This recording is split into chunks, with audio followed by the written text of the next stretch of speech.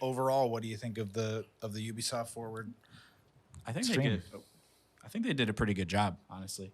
I mean, I think it kind of fizzled out on the end. I think the last game, that Riders Republic, was like interesting, but they definitely spent a ton of time on it. But they were right off the bat, bangers, right? Prince of Persia, and Gods and Monsters, right off rip. Yeah, that's been the big trend this year, right? Like the Halo event. Yeah.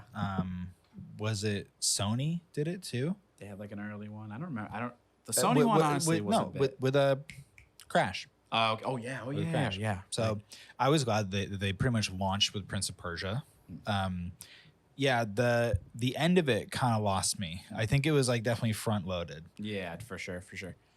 But I mean, I think overall they did overall I'm like excited for Ubisoft's upcoming stuff. Like they're doing some cool stuff. Like I don't play Rainbow Six, but the Sam Fisher, like the Sam Fisher cartoon, the Splinter Cell cartoon is gonna be dope. That looks really sick. Obviously Prince of Persia, and you guys put me on to Roller Champions. So, dude, I think Roller Champions is like what I'm legitimately, no joke, the most excited about. It's seemingly a good Rocket League replacement. Basically, is what I'm seeing. That's what it feels like. Basically, yes. Nick and I, when that beta came out, Nick and I played so much of it. It was awesome. That like I just said, sort of jokingly, if they had just talked about Roller Champions, that would have been enough for me. But walking away from like going into this Ubisoft event, you asked me like if I was excited for anything. I couldn't think of anything that I like actually give a shit about with them. Like that I'm just a lifelong fan of. Like I know I can go into an Xbox event being excited for Halo, and I can go into a Nintendo event being excited for like their, first party titles, and same with Sony. With their like, you maybe like Assassin's Creed more than anyone else I know, though. I haven't played since 3, and I didn't finish 3, but I definitely loved those first games. I just haven't like been up to date with it. So going in, and like I knew about Valhalla, so it wasn't like they could announce something new that I'd be excited for. Yeah, but seeing the Gods and Monsters, Immortals, Phoenix Rising thing, and Roller Champions, I just know that I'm gonna get both of those games and like play the fuck out of them. Yeah. So I'm excited for that. Like the other stuff, not really for me. Yeah. But the presentation I thought was excellent. Like high quality, pretty much with everyone. Like definitely with the people that were in the office and whatever. Like they spent time and took care in the presentation with some of the guest speakers from certain places. Definitely it dropped in quality a little bit just due to resources, but still great for the production quality, which I think like helps all of this. Yeah. And something we always look at. Yeah. Two things I want to shout out is definitely, I think that this is probably the most put together out of all of the presentations that we've seen, at least insofar as it incorporates people, right? Like the Sony Direct didn't really incorporate people that much. And if they did, it was like after a thing. Like, remember how awkward that Boston studio one was? Oh yeah. Where they were just like standing in front of the banner. I think that they killed it as far as production goes. And I think that we said it before, but I really like to see how companies are navigating this in terms of like doing these presentations from home and not like a live keynote event. I am surprised that they didn't talk about Assassin's Creed at all. They maybe said that, but I think that Assassin's Creed is like probably their biggest thing, right? I would feel like they didn't talk about Assassin's Creed because Valhalla's already on everyone's mind, especially if you are an Assassin's Creed fan, and that's like Ubisoft's like I think that's like definitely like you said their premier product. Yeah. But I think that this was definitely more for showing what's like coming, like what's the new Ubisoft jam. True. Something that I noticed and has kind of been the trend is all of these presentations have been front loaded, especially like the first game that each of the like major companies have talked about earlier, like flagship product. Yeah. And we've all been kind of surprised by that. Like now we're sort of used to it with this wave. But at first we were like, holy shit, they're starting with Crash. Holy shit, they're starting with Halo. Yeah. Because the ending of this was kind of a dud with this Riders Republic game, I wonder if they had to switch some of their stuff around to match that. Like could be. Put their bigger game at the front, and then they were like, well, we've got this Riders game, and now that kind of has to be the closer. And I wonder if that's why it was so long, because like they really got to sell that one. Even though I was incredibly excited. Obviously, we talked about Immortals Phoenix Rising being the thing I was most excited about, and then it was literally the first thing in the presentation. I think they could have led with Prince of Persia and put Phoenix Rising at the end, probably. Yeah. Because I think they kind of like buried the lead with like a lot of the stuff there. No, but, I I haven't played Prince of Persia just on that, so I'm excited that this is a remake that looks as good as it looks. And it looks incredibly and is faithful. true to like the history of that game. Yeah. So that's even a third thing that I'm in. I'm surprised I'm walking away with so much to be excited for. From them. Yeah, Prince of Persia looks amazing. Immortals Phoenix Rising looks so good. Like it looks like Breath of the Wild on steroids or something. Yeah, you know? and since I mean I don't know, Cyberpunk comes out mid-November, so I'm probably gonna be like honestly like loaded up with that for a while. It's probably not day one. Yeah, exactly. But I think by end of the year or begin like January. Yeah, I'm thinking about like what's coming out. I think Immortals Phoenix Rising it's definitely on my radar. It looks really good, and it looks like it's not like a small game, right? Like big open world, all these different biomes. Yeah. No, it looks really good, and since I'm so let down by the loss of Genshin Impact, that this looks like it'll fill that void for me. Yeah. Watch Dogs Legions. I am blown away that they use Stormzy. Obviously, I'm like a massive fucking Stormzy fan, but I just think that. To me, that past it being like a cool integration, it shows to me that they're actually trying to be true to the city, like trying to incorporate an artist that like actually embodies what they're about. And like, I think that is really fucking cool. And like goes with the vibe of the game too. Yeah, exactly.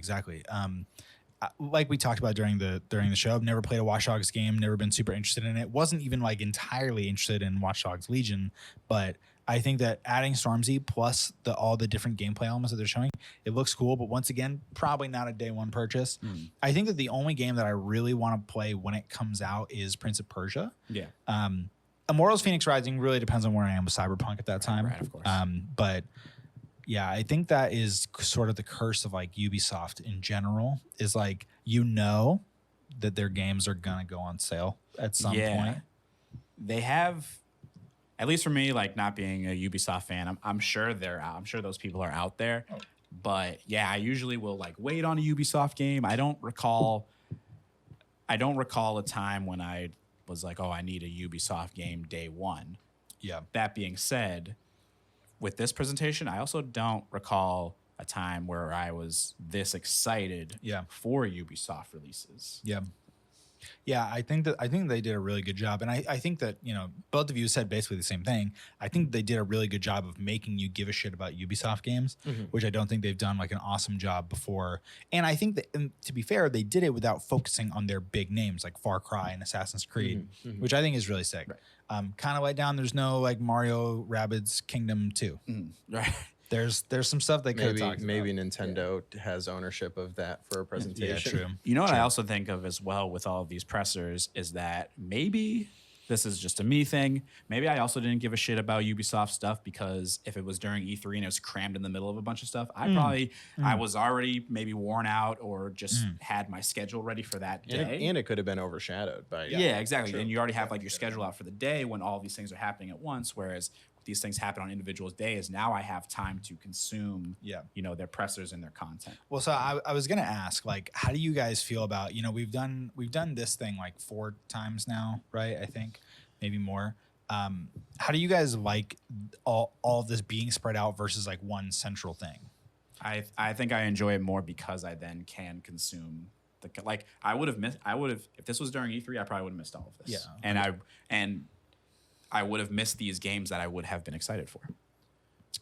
Going to E3, obviously, such a cool experience, and like that was not an event I would have ever thought I'd be able to go to, especially in the way that you and I went to it.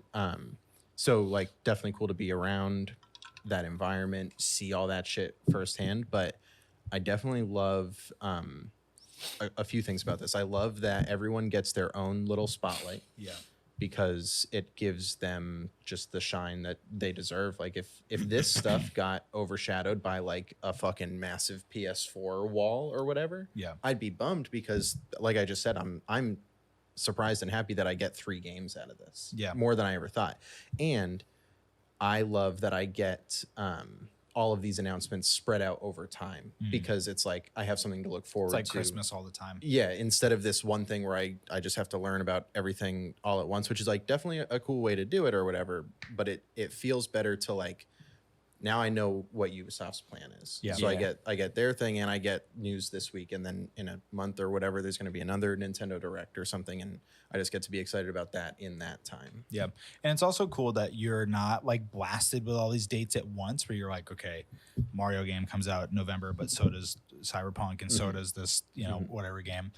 But I also wonder if maybe, I think about Ubisoft's like reach, and like we're like fucking gamers. So of course we like care about this thing, but I wonder if how much they're losing out by not being on that shared stage, that shared, I wonder if environment where this is everyone's eyes. better. Maybe. I mean, maybe because Because- you're speaking like directly to your fans. Directly to your fans, you control everything about the production. Yeah. Also for people like us and our contemporaries, like I think it's better because we don't have to pay money to go to a thing. Yeah. I mean, well, E3 was always streamed.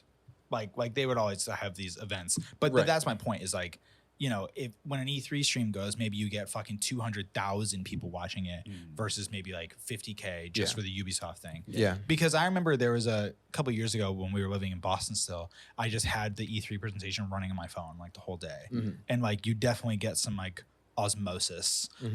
But that being said, I think that, maybe when the Ubisoft part came up, I would like tune out because Yeah. like mentally it's like I don't really give a shit about Ubisoft. And games. maybe you need a break or whatever. Yeah. Yeah. No, I think that getting these little tiny ones are good. I think that the bigger problem is that I don't think that they're always telegraphed super well. Like there was a Square Enix did like an Avengers thing the other week that we just like straight up missed because there isn't like this one massive voice being like, hey, this is when all the video game news is coming. Schedule, yeah. Yeah.